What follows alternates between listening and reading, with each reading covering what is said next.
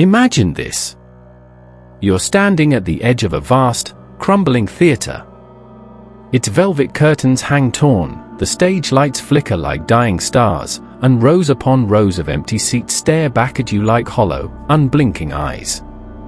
Somewhere in the distance, a faint laughter echoes, a laughter that doesn't belong to anyone you've ever known, yet feels intimately familiar.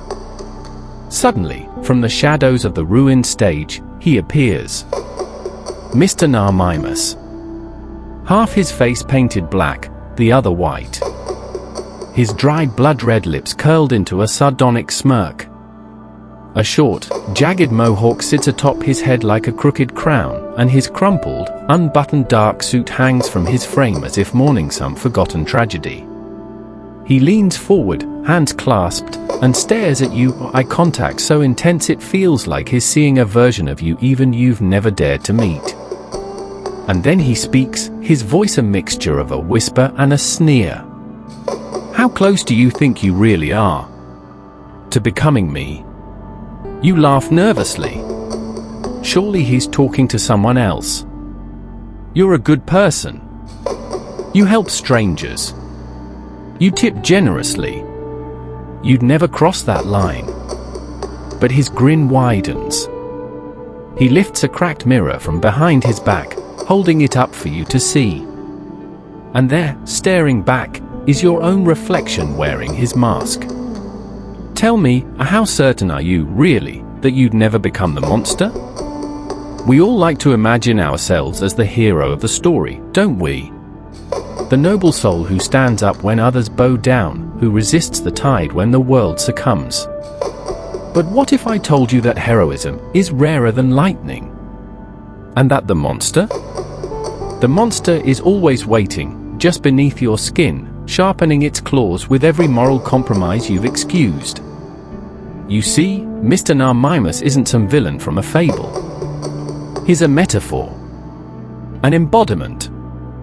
The creeping shadow born every time you look away from injustice, every time you justify cruelty for the greater good, every time you choose silence over confrontation. And the line between you and him? It's thinner than you think. Look around you. In every atrocity across history, the monsters weren't alien invaders or mythical beasts. They were men. Women. Ordinary people, people who once believed, just like you, that they were incapable of such darkness. But something shifted. A slight tilt in circumstance. A whisper of permission from authority. A moment of anonymity. And slowly, one small concession at a time, they became him. So the question is not whether monsters walk among us. The question is, how many monsters are still hiding inside you? Mr. Narr Mimus taps his temple with a bony finger.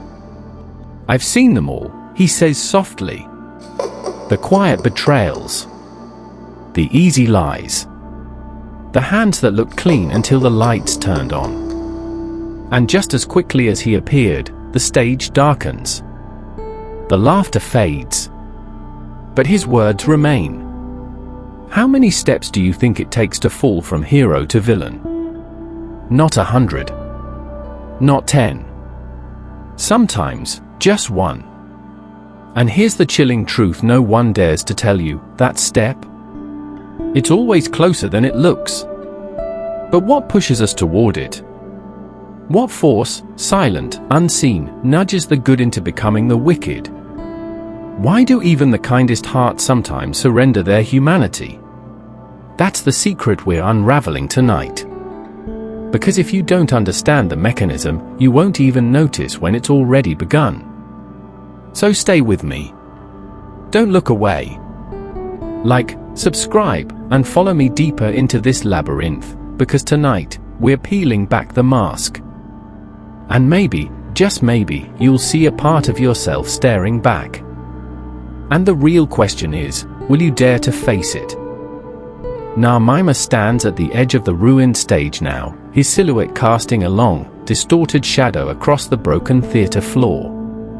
Behind him, words flicker and die across a crumbling marquee, the human condition. He tilts his head.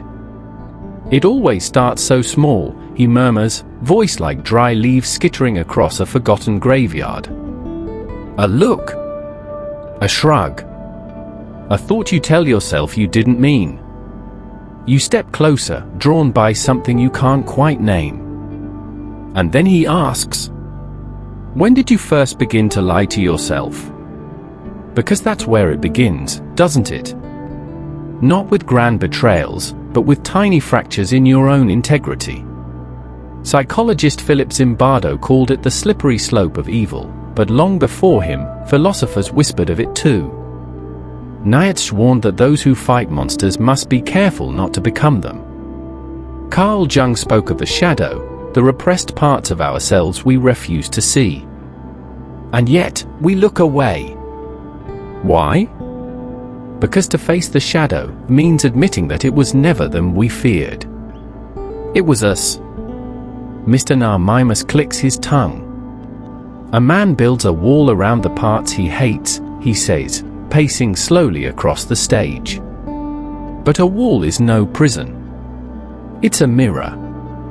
And what's locked away grows hungry. You see, it's easy to imagine morality as a fortress, a stronghold of values, sealed tight against corruption. But in truth, morality is more like a tightrope stretched over chaos. Every step requires balance. And the winds of circumstance are always blowing. Consider the concept of moral disengagement, coined by Albert Bandura. It's the quiet psychological trick we play on ourselves to justify harm.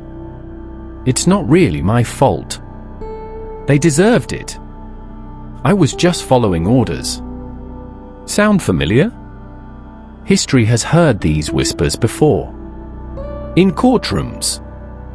In confessionals. In testimonies before war tribunals. And here's the deeper truth, these are not the words of villains. These are the words of ordinary people, people who once thought they'd never say them. Mr. Mimus kneels down, picking up a broken shard of glass from the stage. He holds it up to the flickering light. They call me the monster, he smiles faintly. But I only wear the face they carve for me. Philosopher Jean-Paul Sartre believed that freedom is both our gift and our curse. Because in every moment, we are responsible, not just for what we do, but for what we allow. And yet, we fear that responsibility. So we outsource it. To authorities. To ideologies. To systems. We say, it wasn't my choice. But in saying that, we surrender the very thing that makes us human. Mr. Mimus traces a line in the dust with his finger. Responsibility, he whispers. The heaviest crown of all. There's a reason ancient myth spoke of the fall from grace. It wasn't about an apple or a serpent, it was about consciousness. The burden of knowing right from wrong. The agony of choice. Carl Jung once warned, no tree can grow to heaven unless its roots reach down to hell. And perhaps that's the secret Mr. Mimus is hinting at.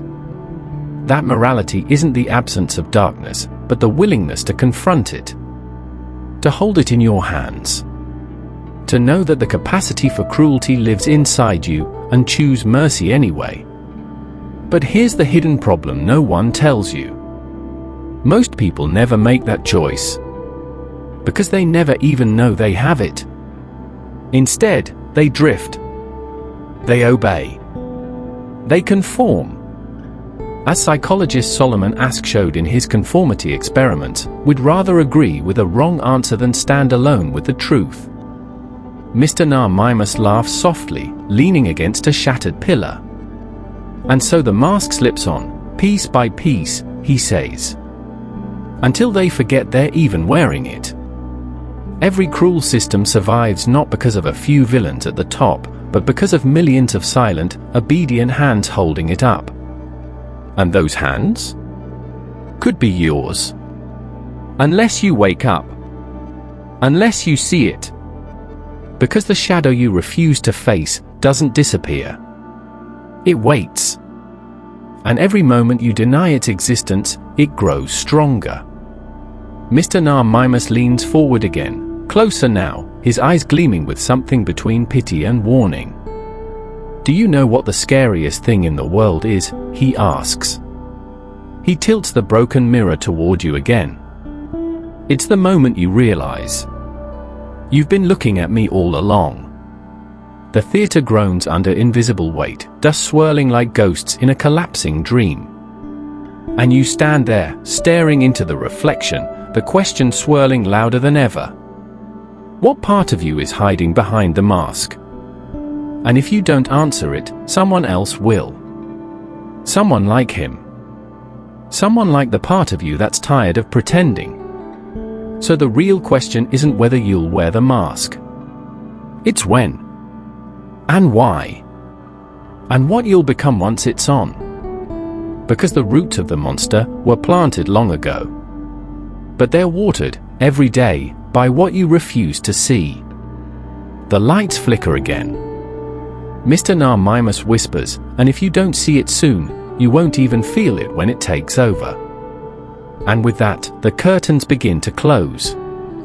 But the story? The story is just beginning. The curtains creak shut, but behind them, the theater hums with an eerie life. Somewhere in the rafters, chains rattle.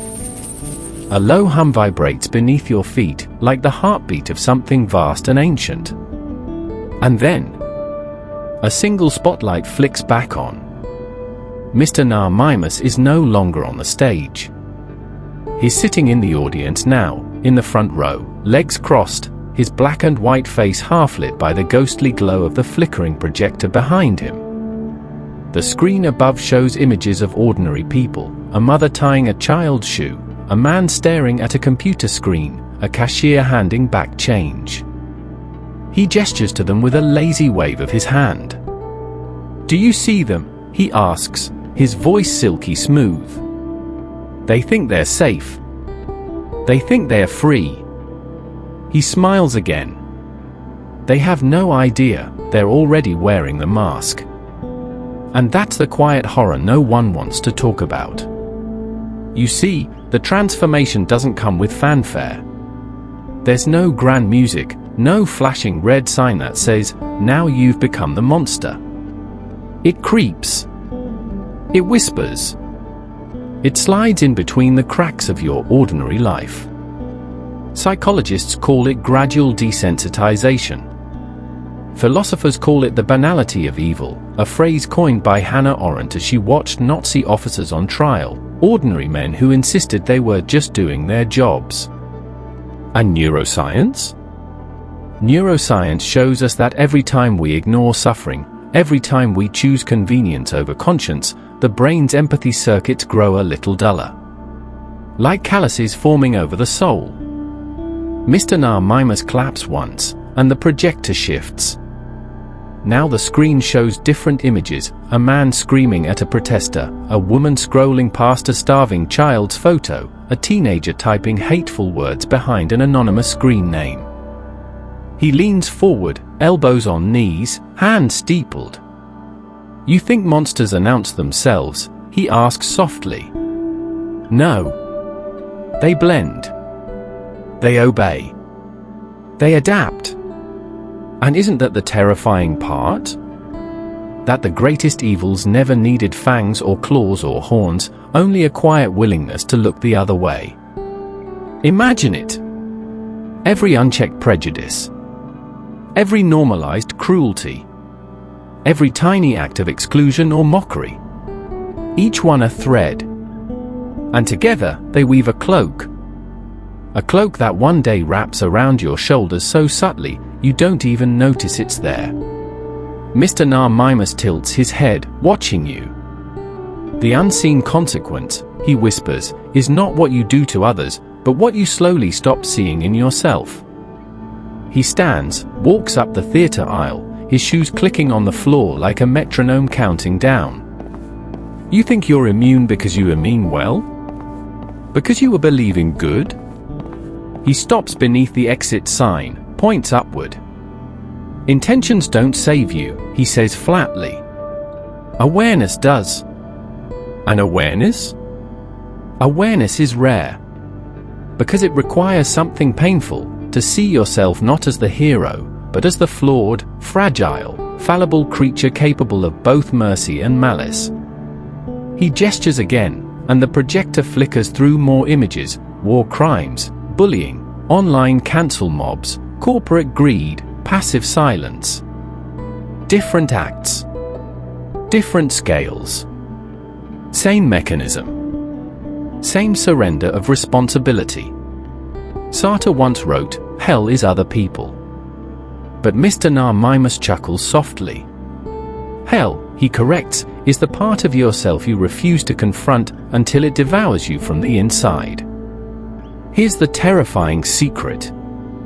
You don't notice the consequences until they're too big to undo. A lost friendship. A compromised value. A system of injustice you once hated, but now profit from. And by the time you wake up, you've already woven yourself into the machinery. Mr. Mimus taps the exit door twice, but doesn't leave. You think escape is simple, he asks. You think you can walk away clean? He shakes his head. Not when every step forward leaves footprints behind. The lights in the theater flicker again, revealing more figures sitting in the audience, people wearing masks identical to his. Some smiling. Some weeping. Some looking numb. All of them familiar. Faces from your own life. A teacher. A parent. A stranger who once helped you. A version of you from years ago. And that's the cruel twist of it all. The unseen consequence is that the monster doesn't erase who you were. It preserves it like a photograph trapped under glass. A reminder of who you used to be and who you quietly became. Mr. Mimus leans against the door frame now, arms crossed. So, he asks, voice low, dangerous, intimate. What part of you are you still willing to sacrifice? Just to fit in. The projector flickers one last time, this time showing a blank screen. A screen waiting for something. For someone. For the next image to be written. And it's your turn. Because the unseen consequences are already in motion. The only question is, how much will be left of you by the time you notice? The screen blinks to black. The door creaks open. Mr. Mimus beckons you forward. Come, he says. We're not done yet. And as you step into the shadows beyond, the world tilts, the ground softens beneath your feet, and a new path unfolds, one lined with questions sharper than any blade. But behind you, the theater remains. Waiting. Always waiting. The door creaks shut behind you. Gone is the theater. Gone are the rows of masks, the flickering lights. You find yourself in a corridor of mirrors, stretching endlessly in both directions. Each mirror reflects a different version of you, some younger, some older, some smiling, some snarling. Each one a possibility. And at the far end of the corridor stands Mr. Mimus, arms wide, as if welcoming you home. Well, he says, his voice carrying like silk through the mirrored halls, you've seen the monster's face. You felt the pull. He steps closer, his shoes soundless now. But tell me, he leans in, his black and white gaze drilling into yours. What will you do with this knowledge? Because knowledge alone isn't enough, is it? You can see the trap. You can name the chains. You can trace the roots of the mask you wear.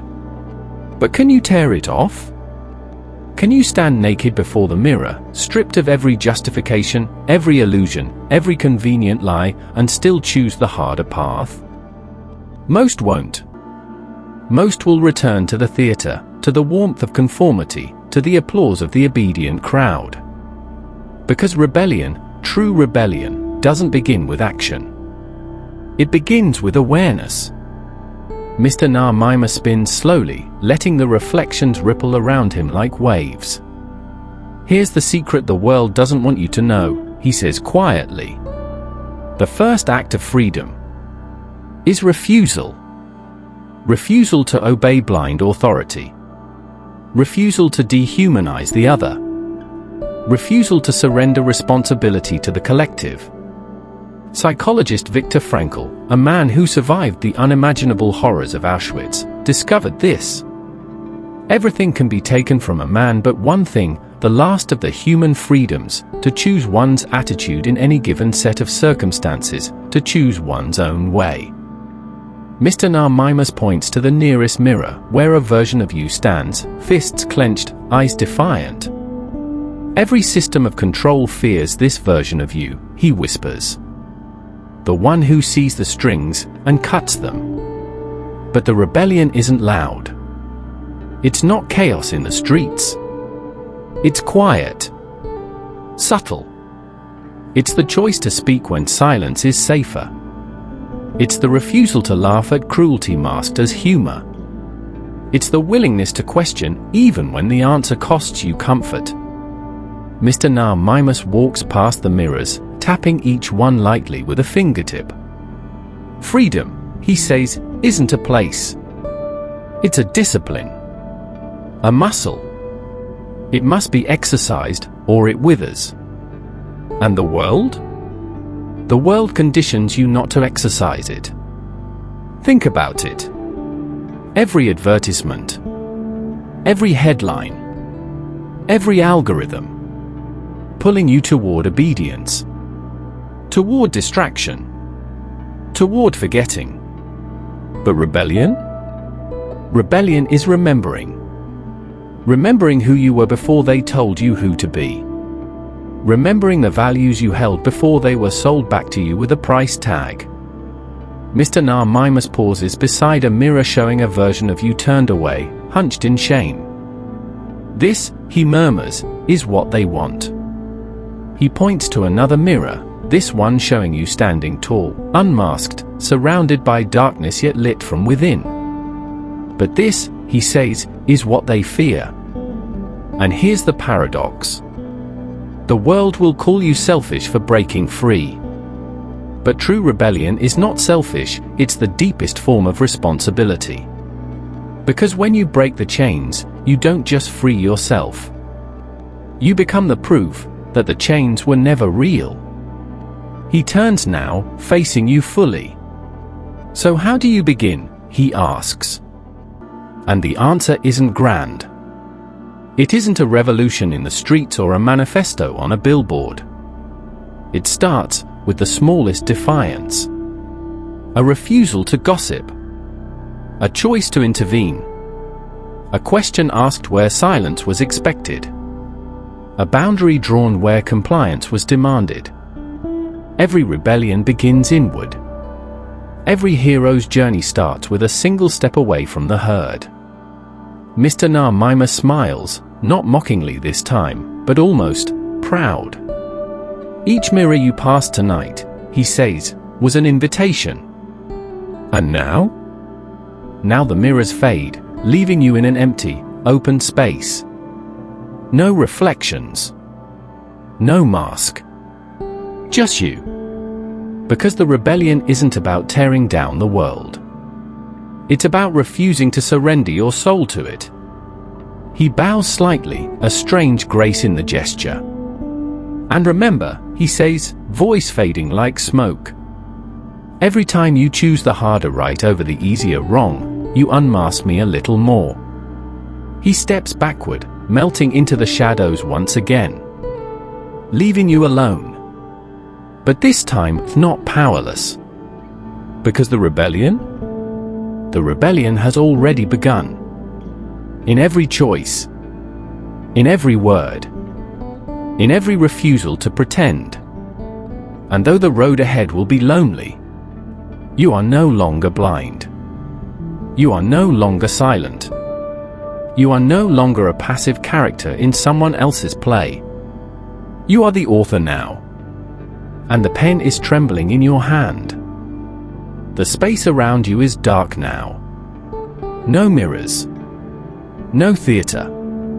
No stage. Just a void stretching endlessly in all directions. And for the first time, you wonder, have you been walking forward, or walking in circles? Then, a faint glow appears. A single spotlight, hanging impossibly in the air, illuminating a solitary chair beneath it. And sitting in that chair, Mr. Narr Mimus. Head bowed. Hands clasped. His split-painted face no longer smirking, no longer taunting. Just watching. Waiting. And slowly, he raises his gaze to meet yours. You've come far, he says softly. Farther than most. He stands, brushing invisible dust from his crumpled, unbuttoned dark suit. His mohawk gleams faintly under the lonely light. And then he asks, "But do you know why I exist?" You hesitate. Was he a warning? A guide? A villain? A part of you? He steps closer, each footfall soundless. "I've worn many names," he continues. Shadow. Monster. Fool. Villain. He pauses, then smiles faintly. "But what I've always been is a placeholder." He lifts a finger, pointing it, not at you, but at the empty space where your reflection used to be. "Do you see?" he whispers. "I only exist where you refuse to stand." The ultimate truth hits like a thunderclap. The monster you feared was never an external force. Never an outside invader. Never a corruption from without. It was the absence of your presence. The vacuum left by every abdication of responsibility. The silhouette left behind every time you looked away. Mr. Narr Mimus circles you slowly now, hands clasped behind his back. "I am the echo," he says. "The shadow cast by your unclaimed choices. The mask you allowed to harden because you wouldn't wear your own face." He stops in front of you, searching your eyes. "I only grew strong because you left the stage empty." And you realize, all along, he wasn't mocking you. He wasn't tempting you. He was waiting. Waiting for you to step forward. To inhabit the role you abandoned. To reclaim the power you outsourced to systems, authorities, narratives. Because the final, most powerful realization is this: the monster was never separate from you. And the hero was never waiting to arrive. They were the same. Two halves. One whole. Freedom, Mr. Narr Mimus says quietly, is not slaying the monster. He lifts his split-painted face higher, letting the light wash over both black and white. Freedom is integrating it. You stare. At him. At yourself. And at last, you understand. The mask doesn't fall away. The mask doesn't break. The mask becomes transparent. When you see it. When you own it. When you choose to wear it knowingly, rather than letting it wear you. Mr. Narr Mimus steps backward into the shadows again, but this time he leaves no echo. No lingering footprint. Only his voice, drifting faintly across the void. In the end, I was never your enemy. And as his voice fades, you realize. The ultimate rebellion is not against the system. Not against the monster. Not even against the world. It's against the part of you that forgets you are the author. You are the mask and the wearer. You are the monster and the hero. And the pen you've been holding? It's been writing all along. The only question left is, will you write consciously? Or let the mask write for you? The void around you begins to shimmer, dissolve, reform, becoming a blank stage once again. But this time, the spotlight is empty. waiting, inviting. For you. Because the final act was never meant to be watched. It was meant to be lived. And as you step forward, barefoot on the boards, heart pounding in your chest, you hear one last whisper curling through the air. Choose well. I am Narr Mimus. The personification of the subconscious self you suppress, deny, or ignore. Your psychological guide. The living embodiment of your shadow. I'm here to challenge you. To confront you. To make you claim and integrate the parts of yourself you left in the dark. So you can finally be whole. If you recognize me now, like, subscribe, be your complete self. I'll be waiting. I'll see you again.